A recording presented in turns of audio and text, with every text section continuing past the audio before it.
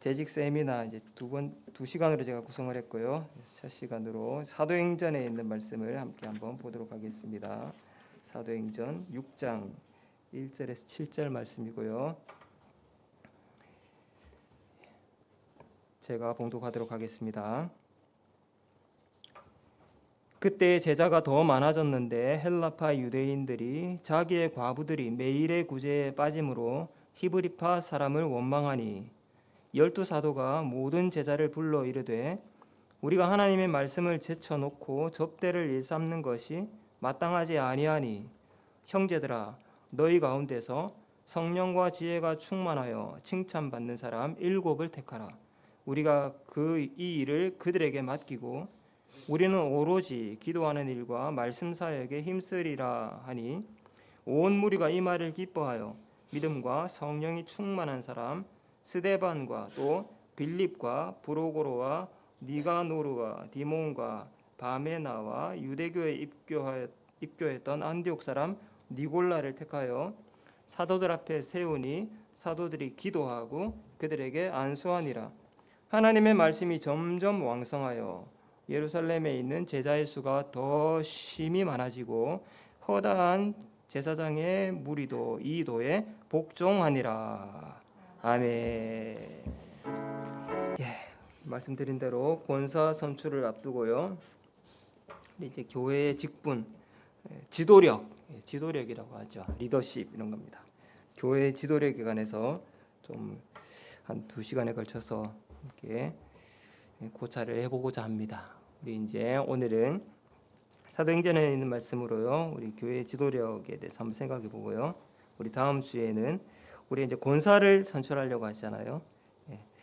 어떤 이제 권사의 역할, 어떤 사람들을 우리는 하나님의 교회의 권사로 세울 것인가 이렇게 구체적으로 한번 생각해 보도록 하겠습니다. 교회의 모든 직분들은 이제 성경에서 나온 것이죠. 이제 성경에 근거가 있습니다. 성경에서 이제 우리 교회의 지도력, 어떤 성경을 통해서 교회의 지도력이 어떻게 제시되고 있는지 우리는 좀 쭉 한번 살펴볼 필요가 있겠어요. 먼저는 이제 구약 성경에서부터 한번 생각해 보겠습니다. 구약 성경에서 이제 백성의 지도자들 이렇게 보면은요, 크게 이제 4가지 정도의 인물들이 있습니다. 여기 이제 왕적인 인물이라는 거는 이런 겁니다. 아주 이제 소위 말하는 카리스마가 넘치는 이런 사람이에요. 그래서 이제 예를 아주 거기에 해당되는 첫 번째 인물은 이제 모세라고 할 수 있겠죠. 모세, 여호수아. 그다음 지나가면 이제 사사들이 있죠. 사사들이 있고요. 그다음에 더 지나가면 이제 그 사사의 끝에 사무엘이라는 사람이 있습니다. 그리고 그다음에 등장하는 사람은 다윗 이렇죠. 이제 다윗 이후로는 사실 이런 왕적인 인물은 없다고 생각하면 됩니다. 그다음에는 사실 왕적인 인물이 아니라 제도로서 왕이 등장을 하죠. 이 왕적인 인물이라는 것은 그러니까 모든 권한을 전지전능하게 그냥 전권을 행사하는 존재. 그러니까 모든 것을 전권으로 행사하는 존재입니다. 근데 아무도 거기에 토를 달지 않는 거죠. 이런 인물이 왕적인 인물입니다. 그러니까 이제 모세부터 시작해서 다윗까지. 사실 그 다음에는 제도적으로 왕이라는 사람들이 있습니다. 근데 이 사람들의 어떤 자질이나 이런 것들은 앞에 나온 이런 왕적인 인물들과는 비교가 안 되죠. 이런 이제 왕적인 인물들이 있습니다. 근데 이제 이런 사람들 말고 그런 사람들 말고도 이제 어떤 이제 종교와 또 사회를 관장하는 그런 사람들이 있는데요. 첫째는 이제 제사장이라는 그룹이죠. 대제사장과 이하의 이제 제사장들. 이들은 이제 이스라엘의 종교와 율법, 특별히 이제 율법을 다루는 이제 그런 사람들입니다. 예언자라는 사람들이 있습니다. 예언자. 이 예언자라는 사람들은 우리가 이제 선지자잖아요. 선지자들은 주로 비판하려고 나타난 사람들이에요. 비판하려고 왕적인 인물, 이 세상이 혹은 이제 왕정 시대가 도래했을 때는 왕들이 하나님 뜻을 따르지 않을 때, 특별히 이제 종교가 타락했을 때, 그 정치와 종교에 대해서 비판하는 사람들, 하나님이 말씀하신다 이렇게 해서 나온 사람들이에요. 밑도 끝도 없이 갑자기 등장하는 사람들입니다. 이런 사람들. 근데 이런 사람들이 이제 나중에는 뭐 이제 제도적으로 왕실의 예언자 뭐 이런 사람들도 나타나긴 하지만요. 어쨌든 예언자는 이렇게 이제 나타나는 거죠. 그리고 또 한 사람들이 있는데 백성의 대표자들인 장로라는 사람들입니다. 장로. 구약 성경에도 장로들이 나오죠. 뭐 모세가 70명의 장로를 세웠다는 말도 있고요. 사실 그 전부터 장로들이 있습니다. 보면 이집트에 포로로 살아가는데 그 안에 장로들이 있어요. 그래서 이제 모세와 아론이 그 장로들을 찾아가죠. 여호와께서 나를 부르셨다. 너희를 데려가라고 이렇게 얘기하잖아요. 이렇게 이제 왕적인 인물부터 시작해서 제사장, 선지자, 장로 이렇게 있는데요. 이들은 이제 가만히 이제 속성을 보면은 앞에 이제 왕적인 인물이나 제사장이나 예언자들은 이 사람 어떻게 세워지냐면은 아주 운명적으로 운명적으로 천부적이라고 하는 건데 이거는 외적이라는 겁니다. 그러니까 그냥 운명적으로 주어지는 거예요. 운명적으로. 그렇죠. 왕적인 인물 뭐 제사장도요. 태어나 보니까 내가 제사장이었어요. 왜냐니까 우리 아버지가 제사장이면 그 아들이 제사장이거든요. 이거 운명적으로 주어지는 겁니다. 예언자는 내가 하고 싶고 하고 뭐 전혀 상관없어요. 하나님이 갑자기 그 사람에게 하나님의 신을 부어버리시 신탁을 주시면 그냥 와 미친 듯이 예언을 하는 겁니다. 그러니까 천부적인 그런 이제 성격이 좀 운명적으로 주어지는 거예요. 근데 장로는 어떠느냐? 장로는 어떤 식인지 모르겠지만 백성들 가운데에서 지지를 얻고 해서 뽑히는 사람들입니다. 백성의 수장으로 뽑히는 사람. 이거 세습되는 게 아니에요. 그러니까 제일 유력한 가문에 누군가가 세워지는 것이죠. 선출직이라고 할 수 있습니다. 또 이제 한편의 속성을 보면은요, 이 왕적인 인물이라는 거는 평범할 때 나타나는 인물들이 아니죠. 아주 비상한 시기에, 아주 중요한 시기마다 이제 비상한 시기에 나타나는 사람들입니다. 그러면서 역사에 아주 큰 획을 긋는 역사 흐름의 어떤 커다란 방향을 전환시키는 이런 인물들, 비상한 인물들입니다. 이 사람들은 늘상 있는 인물들이 아니에요.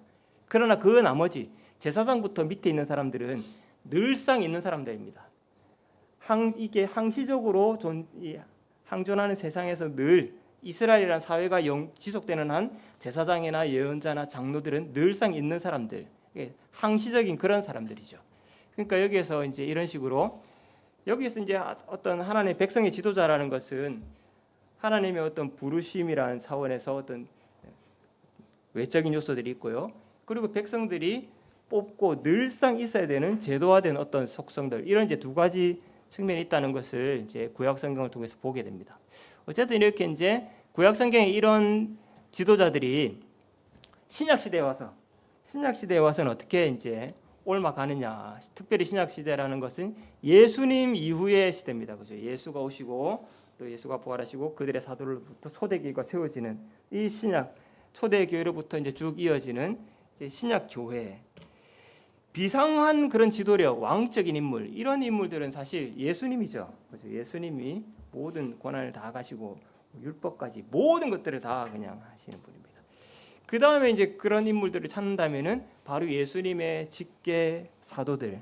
이 사도들은 한동안은 예수님이 떠난 그 자리에서 거의 뭐 예수님의 권위와 맞먹는 그런 권위로서 한동안 존재했습니다. 이런 이제 왕적인 인물들이 있었죠. 근데 이제 이런 인물들은 더 이상 나타나지 않죠. 더 이상 나타나지 않습니다. 제사장은 일종의 중보자잖아요. 중보자. 율법을 관장하고 중보하는 역할들을 합니다. 백성들을 정화시키고 회개시키고 이렇게 하는 뭐 축복을 하고 이런 사람들입니다. 근데 이제 이런 사람들 신약 시대에 와서는 이런 역할들 사실 이 역할들은 사라졌죠. 우리가 이제 제사장을 통해서 하나님을 만날 수 있는 게 아니에요, 그죠? 누구나 하나님 앞에 누구든지 하나님을 직접적으로 만날 수 있죠. 그래서 이게 제사장이라는 것은 엄밀한 의미에서는 다 사라졌다고 할 수 있습니다. 다만 우리가 이제 교회 어떤 목회 차원에서 교회의 어떤 제도적인 차원에서는 그 역할들을 목사가 감당한다고 할 수 있겠습니다, 그죠? 율법을 담당하고 성도들을 위해서 또 목양하고 또 그들에게 축복하고 이렇게 하잖아요, 그죠? 예언자는 결국 이제 하나님의 말씀을 전하는 사람들이죠.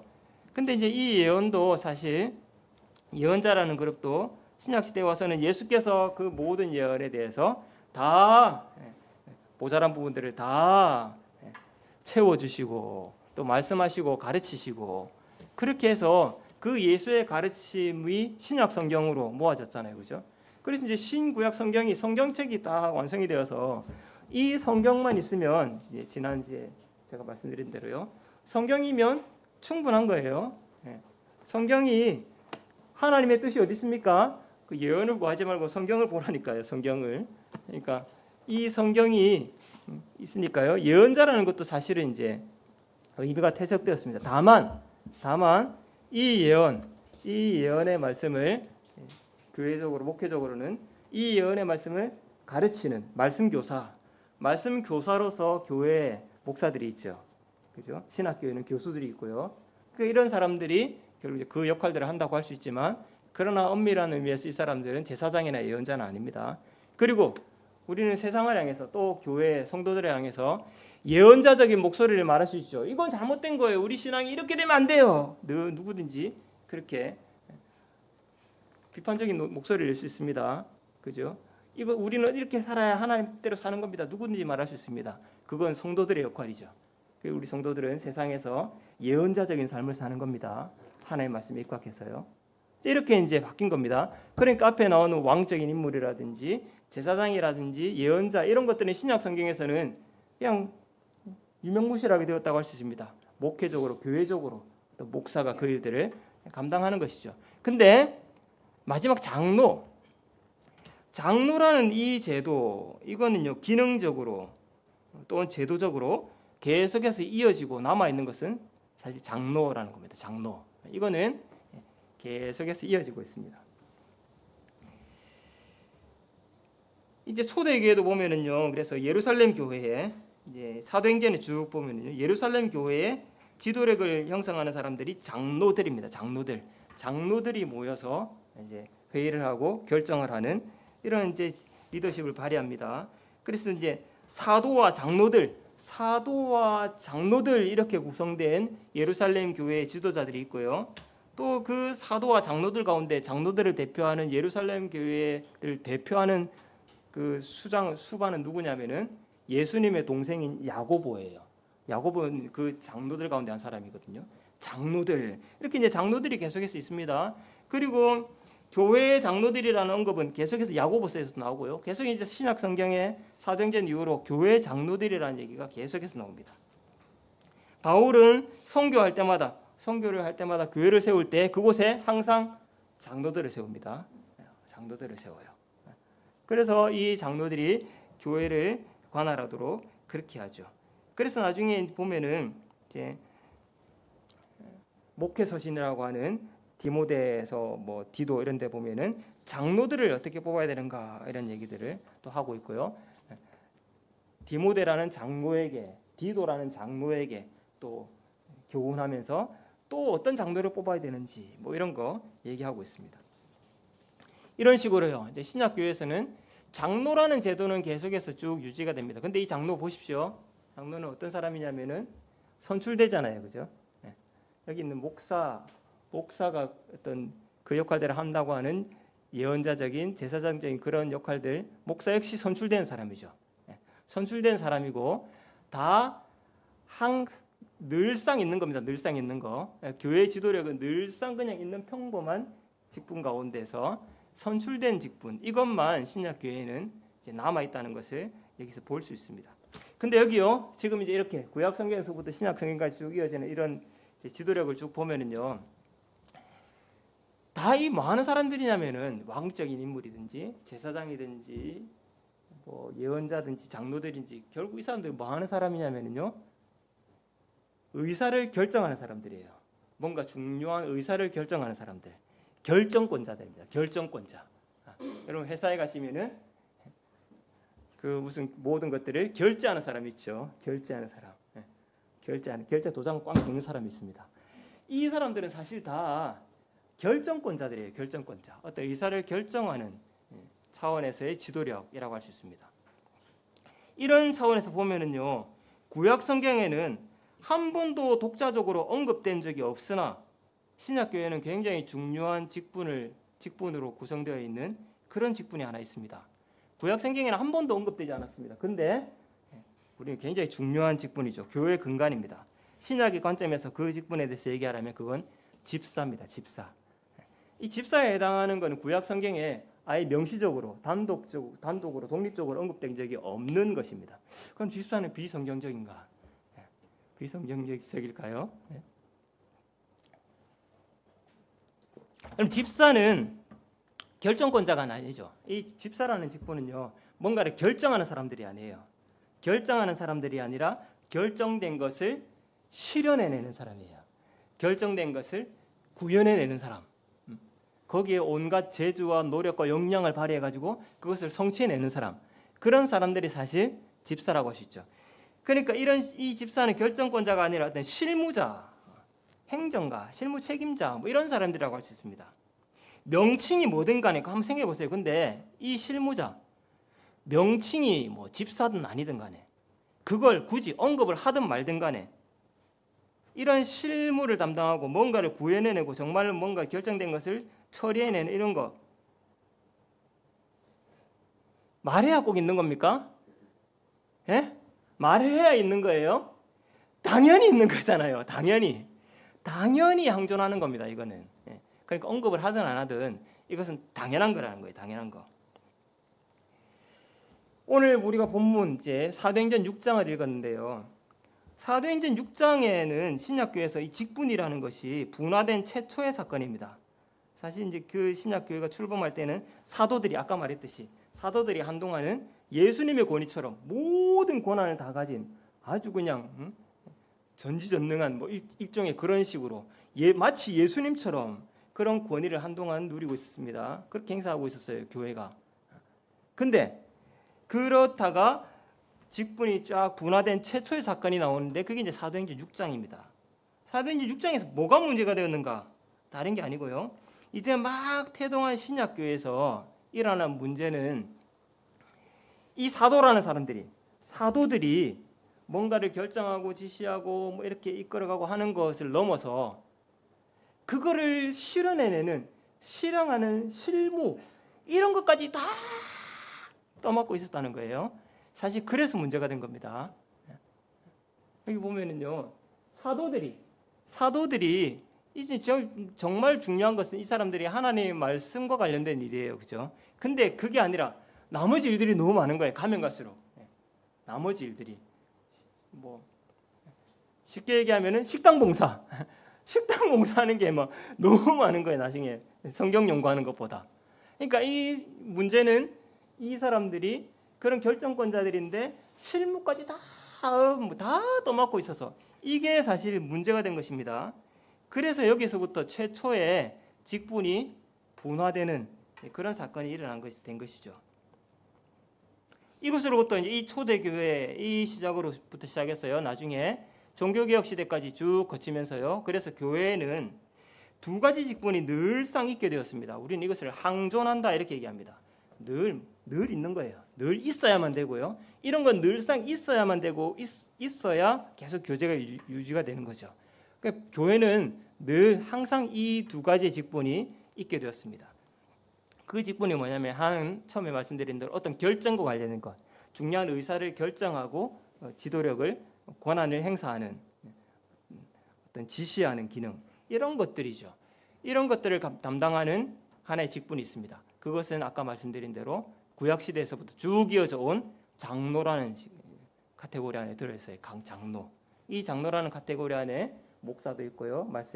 말씀을 가르치는 일을 전문적으로 하는 신학 교수들도 있고요. 또 이제 우리 여러분 잘 아시는 장로님들도 계시죠. 이런 사람들 결국 이제 장로라는 하나의 결정과 관련된 그런 직분입니다. 또 하나는 이 결정된 것을 뭔가 실행하고 구현해내고 성취해내는 그런 사람들, 실행력이 있는 사람들. 신약 교회는 이것을 집사라는 이름으로 그렇게 나옵니다. 집사라는 이 명칭도 교회에서 만들어낸 명칭은 아니죠. 그 어디에나 이런 실무자들이 있는 것이거든요. 사실 헬라 세계에서 있던 그런 직제입니다. 근데 집사라는 직분, 그러니까 실무를 담당하는 이렇게 뭔가를 결정하는 것과 그것을 실행해내는 이 두 가지는 한번 생각해 보십시오. 어디에나 마찬가지죠. 교회도 이런 직분은 늘 항존하는 것이라는 거예요. 교회는 이 두 가지 직분이 늘 항존하고 있습니다. 이렇게 해야만 교회가 유지되는 것입니다. 그리고 여기 나와 있는 이 집사, 여기에서 쭉쭉 역사적으로 이제 파생되어서 오늘 우리 교회에서 시행하고 있는 그런 직분이 뭐냐면은 이 중에 하나가 이제 권사라는 것이고요. 그리고 이제 우리 서리 집사님들, 서리 집사는 1년직이죠. 1년직. 그렇게. 이런 것들이 이제 실무와 관련된 것입니다. 이렇게 이제 교회의 직분은 이렇게 이제 나눠질 수 있겠습니다. 이렇게 된 이제 첫 번째, 이렇게 이제 직분이 나누어진 분화된 첫 번째 사건을 들라 그러면은 오늘 우리가 읽은 사도행전 6장이라고 말할 수 있는 거예요. 근데 이 사도행전 6장에서 사도들이 이 사도행전 6장에서 이 직분이 분화될 때 아주 지대한 공헌을 한 바가 있습니다. 이제 이 직분이 나눠지는 데 있어서 그게 이제 우리가 늘 이제 염두에 두고 직분에뿐만 아니라요. 우리 신앙하는 삶에 다 사실 늘 이제 한번 적용해 봐야 되는 그런 내용인데요. 사도들이 공헌한 것 이제 두 가지로 정리하자면 이런 거예요. 직분의 민주화, 직분의 평등화, 동등화라고 하겠습니다. 이렇게 이제 이름 붙일 수가 있습니다. 민주화라는 건 뭐냐면 이런 거예요. 사도들이 오늘 여기에서 어떤 사람들을 세우라고 제시를 하죠. 기준을 제시하고요, 방법을 제시합니다. 그렇게 해서 거기에 해당되는 사람들은 누구나가 될 수 있고요. 그것을 사람들이 선출을 하죠. 이런 식으로. 이런 것들을 누가 세웠느냐? 사도들이 세운 거예요. 그래서 교회는 계속해서 이런 식으로 사람들을 세우는 겁니다. 또한 하나는 앞에 나와 있는 뭔가를 의사를 결정하는 것과 실무를 담당하는 것, 이들 사이에 어떤 서열, 이것이 서열로 보는 것이 아니라 기능의 분화, 서열이라는 측면이 아니라 기능이라는 측면으로 기능이라는 속성을 아주 강조한. 그래서 교회의 직분이라는 것은 어떤 서열을 매기는 것이 아니라 기능을 분화하는 것이다. 각자의 역할들을 감당하는 것이다. 이 철학을 세운 사람들이 누구냐면은 사도들이에요. 사도들. 오늘 우리는 이런 부분들을 한번 생각해 보고요. 우리 교회에 한번 생각해 보려고 하는 거예요. 우리는 어떤 식으로 도대체 선거를 할 때, 사람들을 세울 때 어떤 사람들을 세우는 건가? 우리 위에 누군가를 세우는 건가? 우리는 왜 그렇게 직분에 목숨을 걸고 내가 남들보다 위에 올라가는 거니까 그런 건가? 우리 한번 이 부분을 한번 생각해 보고자 합니다. 첫 번째 우리가 생각해 볼 거는요. 평범한 사람들의 교회. 오늘 이제 설교의 제목입니다. 평범한 사람들의 교회. 여러분 그래서 이제 교회 직원들, 직분자들을 이제 교회 직원 이렇게 이제 이름 붙입니다. 이제 헌법책 이런 교회 직원이에요. 직원. 늘상 있는 직원들도 있고요. 임시적으로 있는 직원들도 있습니다. 뭐 직원이라는 게 이제 직분자 이런 겁니다. 자, 교회 직원들, 그 직분자들에게 교회가 어떤 권한을 부여하죠. 그 무엇을 우리는 부여한 걸까요? 선출을 통해서 그들에게 무엇을 부여하는 겁니까? 그들에게 어떤 초법적인 권위를 부여하는 게 아니라 그들에게 어떤 고유한 역할을 맡긴다. 우리 이 사실을 꼭 기억해야 됩니다. 초법적인 권위가 아니라 고유한 역할. 사실 누군가를 지시하고 결정하고 지시하는 것도요, 역할이에요. 기능. 의사를 결정하는 기능. 누군가에게 딱딱딱 지시하는 기능이에요. 기능.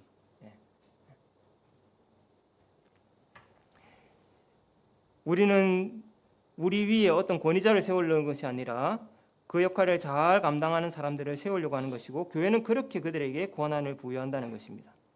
사도들이 오늘 일꾼을 세워야 했을 때에 그들에게 자격을 부여하는데요, 아주 높은 자격을 제시하는 것을 볼 수가 있어요. 이렇게 얘기합니다. 형제들아, 너희 가운데서 성령과 지혜가 충만하고 사람들로부터 칭찬 듣는 사람 7을 택하라.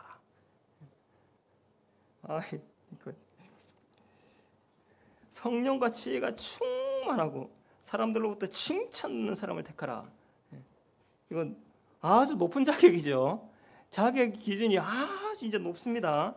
그랬더니 나중에 이 사람들이 결국 뽑은 사람들도 보니까 거기에 부응합니다. 나중에 이제 온 성도들이 뽑았는데 어떤 사람 뽑았다고 하고 있습니까? 믿음과 성령이 충만한 사람을 뽑았어요. 믿음과 성령이 충만한 사람을 뽑았습니다. 그러니까 이제 계속 이런 식으로 나중에 가면은요, 이 사람들이 은혜와 권능이 충만하다 뭐 이런 식으로 계속해서 나옵니다. 계속 바꿔가면서요. 결국 말해서 어떤 이제 신앙적으로 또 사회적으로 아주 높은 수준, 높은 자질, 그런 자질을 요구한다는 거예요. 그렇게 한 다음에 사도들은 이 회중이 선출한 7 일꾼에게 안수를 하죠. 쫙 안수를 합니다. 이 안수 행위는요, 사도들이 이 일꾼들을 자신들과 동등한 어떤 위치와 자격, 권한에 있는 사람들이라는 것을 공적으로 인정하는 행위입니다. 인정하는 행위. 그러니까 사도들이 7 집사를 자기 옆에 동등한 위치에서 사람들이 이렇게 믿음과 성령이 충만하니까요. 안 그래요? 성령과 지혜가 충만하고 칭찬 듣는 사람인데 왜 못해요? 성령과 지혜가 충만한데 그냥 돈 많은 사람이 아니고요, 힘센 사람이 아니고 잘난 사람이 아니고 성령과 지혜가 충만한 사람이 딱 7명이나 딱 있는데 동등하잖아요. 공식적으로 인정하는 겁니다. 자, 그렇게 해서 사도들과 7으로 뽑힌 집사라고 부르면 집사들 딱 이렇게 서게 된 거예요. 실제로 나중에 이 집사들의 활약이 이제 사도행전 8장에 6장, 7장, 8장에 가면 나옵니다. 여러분, 기독교 최초의 순교자가 누굽니까? 스데반 집사님이죠. 스데반 집사님은요, 보니까 6장에 가면은요, 은혜와 권능이 충만했다 이렇게 말하고 있고, 이 사람이 큰 기적과 표적을 행하고 발칵 뒤집어 놓습니다. 그러니까 이 사람이 예수님처럼 돌로 쳐 죽임 당하잖아요. 그러고 나서 그 다음에 8장에 가면은요, 누가 나오면 빌립 집사가 나옵니다. 대표적으로 빌립 집사. 이 빌립 집사도 막 사람들에게 이적을 행하고 병을 고치고 이렇게 하면서요, 사마리아에 복음을 전해가지고요, 여러분, 예루살렘과 온 유대와 사마리아와 땅끝까지 이렇게 돼 있죠. 사마리아가 이 복음이 세계 복음이 전파되는데 아주 중요한 국면인데 그걸 뚫어낸 사람이 누구냐면은요, 사도들이 아니라 집사님이에요. 빌립 집사님. 실제로도 이 사람들은 사도와 비견할 수 있는 그런 정도의 활약을 펼쳤던 사람들이 사실. 그러면서 사도들이 이렇게 직분자들을 세우면서요, 한편으로 사도들은 그 사도의 자리에서 내려옵니다. 사도들의 자리에서 내려와요. 끝까지 사도다 이렇게 말하는 게 아니라요, 나중에 가면은요, 이 사도들은 자신들을 교회의 장로들 가운데 일원으로 소개합니다. 그 예수님의 사도라는 그 어마무시한 그 자리가 아니라 그냥 장로의 자리에 스스로가 내려옵니다. 베드로전서 또 요한 2서 3서 이렇게 보면은요, 장로가 나는 너희들과 똑같은 장로들이다. 장로의 일원으로서요. 그리고 사실 이들은 예루살렘 이제 사도행전에 보면은 종교 회의가 열릴 때에 장로의 일원으로서 참석합니다. 그 장로 중에 대빵이 누구냐면 베드로 아니에요. 아까도 말했죠. 예수님의 동생 야고보입니다. 야고보 장로예요. 이렇게 비범한 사도가 아니라 평범한 장로로 내려오고요, 그 옆에 집사들을 나란히 세웁니다. 이것이 무엇을 말하냐? 바야흐로 교회는 아주 평범한 사람들로 구성된 평범한 사람들의 교회, 그렇게 교회가 시작되었다는 거예요. 평범한 사람들의 교회의 문이 열린 것입니다. 교회는 평범한 사람들의 교회입니다. 그래서 종교개혁자들은요, 왜 종교개혁을 하기 시발점이 뭐냐면은 결국 이거죠.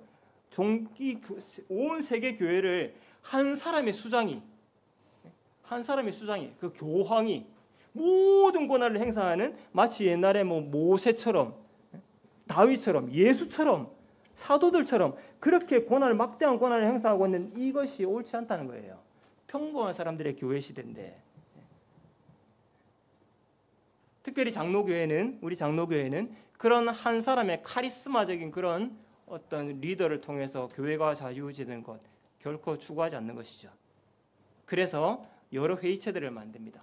어려운 문제, 힘든 문제, 더 큰 문제는 더 많은 사람들이 모이는 거예요.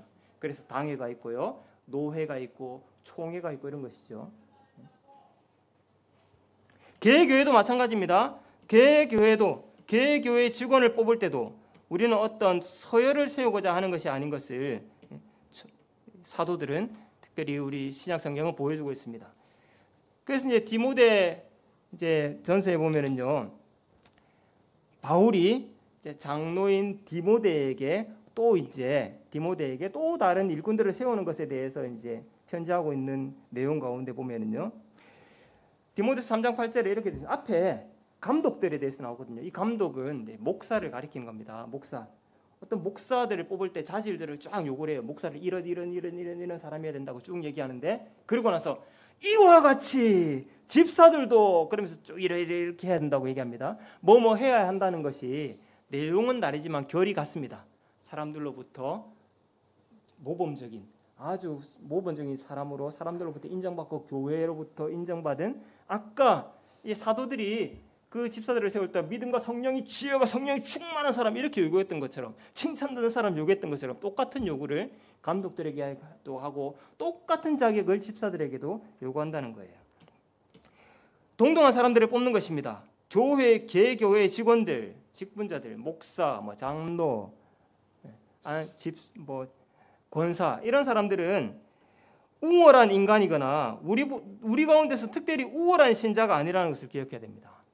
우월한 사람 위에 사람 있고 사람 밑에 사람 없다는 게 다 평범합니다. 우월한 인간이고 아니고요, 우월한 신자도 아니라는 거예요.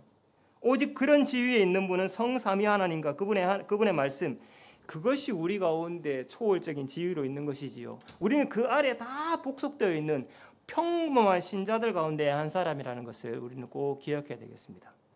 그런 평범한 교회에서요, 그런 평범한 사람들이 모인 교회에서 우리 가운데, 우리가 다 평범한데 우리 중에 누가 우월하다고 인정해 주는 것이 아니라, 그에게 그런 권위를 부여하는 것이 아니라 어떤 역할들을 맡기기 위해서 사람들을 선출하는 것입니다. 우리 이것을 꼭 기해야 되겠습니다. 평범한 사람들의 교회예요. 교회는. 그리고 그 가운데 사람들을 선출하죠. 우리는 이 교회 직원들을 선출을 통해서 세웁니다. 선출된 지도력입니다. 교회의 직원은 모두가 어떤 필요에 따라 세워진 사람들입니다. 그리고 회원들이 선출해야 되는 것입니다. 옛날처럼 누군가가 하나님이 내게 나타나셔서 내게 직방으로 계시하셨소 이러면 주장해가지고 되는 게 아니라는 거예요. 그런 식으로 되지 않습니다. 필요에 의해서 세워지는 것이고요, 사람들이 인정하고 선출을 해서 세워지는 것입니다. 이런 사람들만 교회의 직원들이 될 수 있습니다. 물론 개인적으로는 얼마든지 직분을 사모할 수 있습니다. 나는 나중에 목사가 될 거야, 나는 장로가 될 거야, 나는 이런 직분을 정말 되면 좋겠어, 사모할 수 있습니다. 그것이 잘못된 것이 아니죠. 거룩한 일입니다. 왜 그런 것들을 사모하겠습니까? 그 속에 하나님께서 주신 은사들이 있고 자질들이 있고, 그걸 할 때 정말 내가 보람된 삶을 누릴 것 같아, 그런 열망들이 막 일어나니까 사모하게 되죠. 우리는 그것을 소위 말해서 소명이다 그렇게 얘기합니다. 그런 소명을 주시니까 사모하는 거예요. 근데 아무리 사모해도 사람들이 안 뽑아줘요. 그러면 안 되는 겁니다. 교회 직원은 모두가 필요에 의해서 선출되는 겁니다. 필요가 생겨야 돼요. 필요 없는데 직분이 생기진 않고요, 뽑히지 않는데 그냥 세워지지 않습니다. 이런 필요할 때 적재적소에 부름받는 것, 이것이 또한 소명입니다. 이거 외적인 소명이에요. 굉장히 중요한 겁니다. 이게 직원들이 필요한 상황에서 세워진다는 것을 알아야 됩니다. 아까 보았듯이요, 초대교회에 그런 상황들이 생겼어요. 사람들이 더 많이 생기는 거예요. 구멍가게처럼 있을 때에는 사도들이 다 하면 됩니다. 자기가 알아서 결정하고 자기가 다 하고 다 하면 됩니다. 근데 사람들이 더 많아졌을 때는 결정도 하고 실행도 하고 그게 안 된다는 거예요. 필요가 생기는 거죠. 사람이 더 많으니까 뭔가를 결정하고 이걸 실천으로 옮겨 실행력 있는 사람들은 또 필요하게 되는 것입니다. 필요가 없는데 세워지지는 않는다는 거예요. 여러분, 직분을 세운다, 시간 되니까 세운다, 몇 년 지났으니까 세웁니까? 인기 투표입니까? 그냥 명예입니까? 몇 년 지나면 그냥 진급하는 거예요? 필요 없는데 왜 세웁니까? 필요 없는데. 코딱지만 하는데 뭐 집사지고 장로 뭐 전부 다 집사하고 장로하고 뭐 다 하면 됩니다. 어쩝니까 그러면 소꿉장난이지 그렇게 되면은. 구색을 맞추기 위한 들러리가 아닌 거죠. 필요가 있는 것입니다. 필요가. 우리 가운데 필요가 있는가? 필요가 있어야 됩니다. 그리고 사람들이 선출하죠. 온 성도들이 선출합니다. 물론 몇 명을 뽑을 것이 어떻게 뽑을 것인지 제시를 하면 거기에 따라서 선출합니다. 선출은 누가 하느냐? 우리가 하는 거예요. 우리 손으로.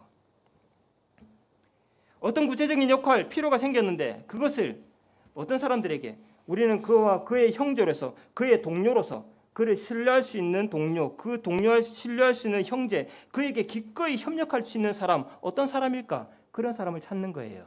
그런 사람을 세우는 것입니다. 교회는 그런 사람을 찾아야 되고요. 선출해야만 하는 거예요. 누가 이런 일의 책임자로 솔선수범하는 리더로서 적합할 것인가? 우리는 그 사람을 신뢰할 수 있는가? 나는 그 사람에게 기꺼이 협력할 수 있는가? 그런 사람이요. 중요한 것은요. 그걸 판단할 능력이 그 정도 판단할 능력도 우리에게 없다는 말입니까? 그걸 판단하는 능력이 우리에게 있다는 거예요.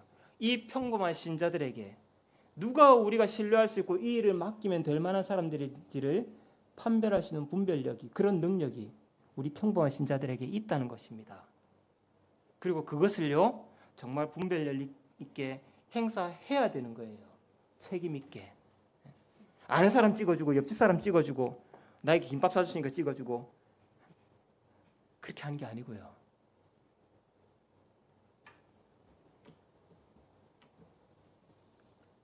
이것이 교회가 직원을 선출하는 과정입니다. 그렇게 해서 교회 지도력은 세워지는 거예요. 이렇게요. 교회는 이렇게 평범한 사람들, 근데요 거기에 그냥 평범한 대로 흘러가는 게 아니라 그 평범함 속에 초월적인 하나님이 계시는 공간, 그 세계가 바로 교회고요. 그 세계가 바로 하나님의 나라죠. 그 가운데서요 교회의 직원을 선출한다. 우리가 교회의 직원을 선출해요. 이것은요 평범한 사람들에게 거하시는 초월적인 하나님을 나타내는 행위예요. 하나님 우리 가운데 어떻게 나타나시죠? 갑자기 하나님이 짠 하면서 뭐 주기적으로 나타나십니까? 저는 하나님을 교회에서 한 번도 본 적이 없어요. 그렇게 평범한 사람들 속에 거하시는 초월적인 하나님이 구현되는 구체적인 신뢰가 있는데요. 교회 직원들이 선출되는 거예요. 교회 직원들이 선출하는 거는요.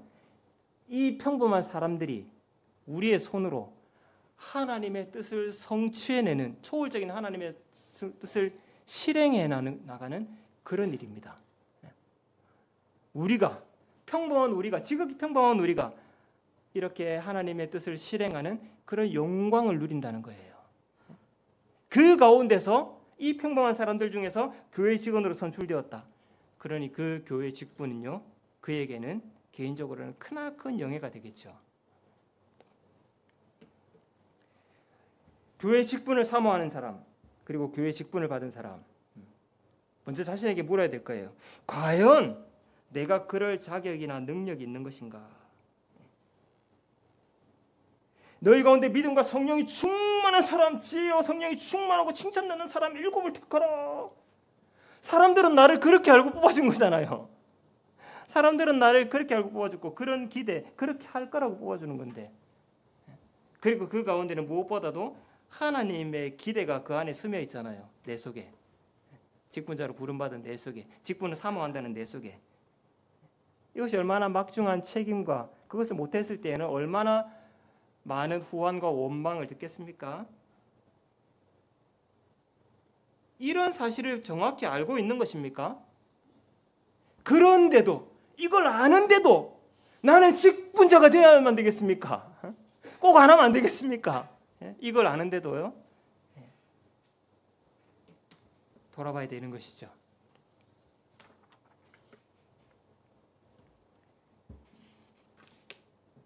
예전에 이런 전자제품 선전할 때 순간의 선택이 10년을 저합니다. 이런 거 있잖아요. 교회 직분을 뽑는 선출을 하는 것은요. 사실 그런 거예요. 이 한 사람을 선택하는 이 행위가요, 교회의 흥망성쇠에 적지 않은 영향을 끼친다는 것을 우리는 알아야 됩니다. 그러니 무엇보다도 신중해야 되고, 우리에게 뽑은 사람 책임지라 이렇게 물을 수도 있어야 돼요. 사실 뽑은 사람들이 책임지라고. 그래서 누가 뽑았냐고. 근데 그런 후한 생각 안 하고 마음대로 뽑잖아요. 뽑고 난 그만입니까?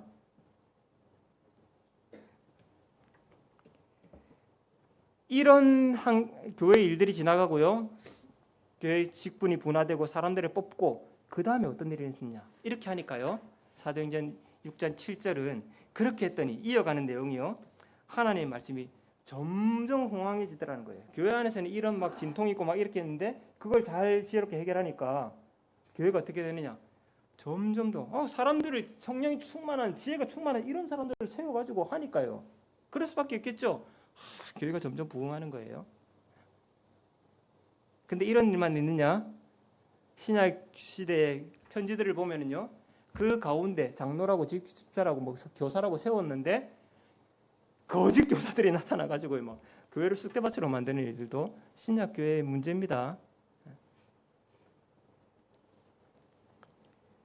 직원을 선출하는 것은요, 다시 말씀드리지만 우리 인간의 손으로 하나님의 뜻을 실행하는 아주 막중한 행위입니다. 책임 있는 권리 행사, 이게 중요한 것이에요. 책임 있는 권리 행사. 그럴 때 교회는 더욱 견고히 세워진다는 사실을 우리는 기억해야 되겠습니다. 여러분, 교회에서 어떤 비상한 거, 아주 뭐 비상한 거 이런 거 기대합니까? 교회 왔더니 막 앞에 목사가 와 산신령 같은 도깨비 같은 이런 사람 쫙뭐 눈에서 레이저 나오고 뭐 이런 사람 보러 왔습니까? 아니면 그런 사람 없으니까 내가 여기 와가지고 뭐 내가 혹시 그런 사람 되고 싶습니까? 특별한 사람 되고 싶습니까? 그럼 딴 데 가세요. 교회는 평범한 사람들의 교회입니다. 평범한 사람들의 교회. 사실요, 평범하기 때문에 계속 있을 수 있는 거예요. 특별한 거는 짧은 기간 동안 있는 겁니다. 사실 그렇잖아요. 특별한 건 조금만 있다 없어지는 거예요. 평범하니까 계속 가는 겁니다. 교회가 수천 년, 신약 교회가 2000년 동안 왜 계속됩니까? 평범한 사람들의 교회니까 계속되는 거예요. 그러나 그 평범함 속에 그 평범한 교회에 초월적인 하나님이 계신다는 거잖아요. 그리고 우리는 이 평범함 속에서 초월의 하나님을 경험하는, 누리는 그런 특권을 받은 사람들이죠. 그러니까 교회가 특별한 것이지, 특별한 사람들이라서 특별한 게 아니에요. 이 평범함 속에 초월적인 하나님을 누리는, 경험하는 그 구체적인 기회, 그런 기회가 우리에게 있는 것입니다. 그게 바로 교회의 직원을 세우는 거예요. 직분자를 세우는 겁니다. 뽑는 거예요. 우리 손으로. 그렇게 해서 뽑힌 사람들이 활약하는 교회, 그런 교회에서 우리는 그냥 수직적인 권위로 찍어 누르는 세상이 아니라 수평적으로 자기의 역할들을 감당하는 식으로 그렇게 수평적으로 돌아가는 세상을 여기서 맛보게 되는 것이고요. 형제를 내가 신뢰하고 존중한다는 것이 어떤 것인지를 사람들을 뽑고 거기에 협력하는 것을 통해서 우리는 몸소 체득해 가는 것입니다. 평범한 사람들의 책임 있는 행동을 통해서요, 교회는 날마다 부흥해 가는 거예요. 우리 하안 장로교회가 이런 교회가 되기를 소망합니다. 다가오는 우리 권사 선출뿐만 아니라 앞으로도 계속 우리는 교회가 성장해 나가면 필요해서 계속해서 일꾼들을 세워 나가야 되겠죠. 그러나 그런 일들을 통해서요, 그 평범함 속에 거하시는 초월의 하나님을 누리는 기회를 날마다 만들어 가야 될 거예요. 그리고 그 속에서 우리의 책임 있는 그런 행동들을 통해서 하나님의 견실한 사람들이 세워지고 그 덕에 또 하나님의 교회가 날마다 견고히 세워지는 그런 역사들을 우리는 기대합니다. 우리 하안 장로교회가 계속해서 이런 역사들이 이루어갈 수 있기를 소망합니다. 아멘. 하나님